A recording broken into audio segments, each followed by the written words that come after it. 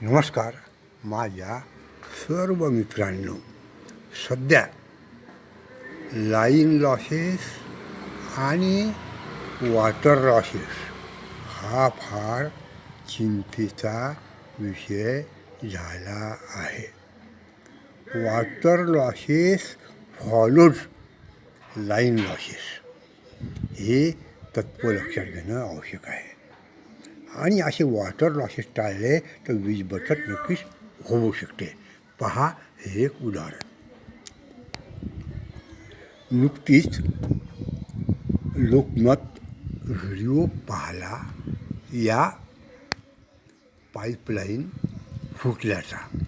पहा मंडळी, किती भरपूर पाणी वाया जाऊन राहिलं.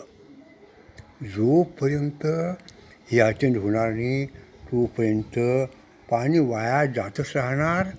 पाणी तर वाया जाईल, पण यासोबतच हे पाणी वाहून आणण्यासाठी जी वापरल्या गेली तिथंसुद्धा नुकसान होणार. ती वीजही वाया जाणार, तो तोटा होणार. आपण नेहमी शाळेमध्ये विद्यार्थ्यांना धडे देतो पाणी बचत कशी करायची. नळ वापरण्यापासून हात धुण्यापासून सर्व क्रियासाठी कमीत कमी पाणी कसं वापरायचं विद्यार्थ्यांना शिकवतो, नागरिकांना शिकवतो आणि सांगतो की या पुढील लढाया फक्त पाण्यासाठी जगात होणार आहेत. मग मंडळींनो, तज्ज्ञ भाऊंनो, ही लढाई फक्त नागरिकांनाच लढायची आहे का? आणि मग या सिस्टीममधील मंडळींनी काय करायचं, त्यांच्यासाठी ही लढाई नाही का?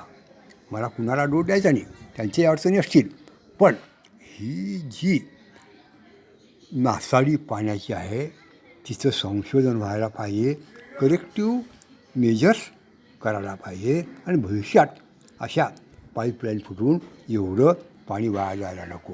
रोज पाणी वाया जाण्याची कुठे ना कुठेतरी बातमी असते आणि मग कसं तरीच वाटतं. थँक्यू.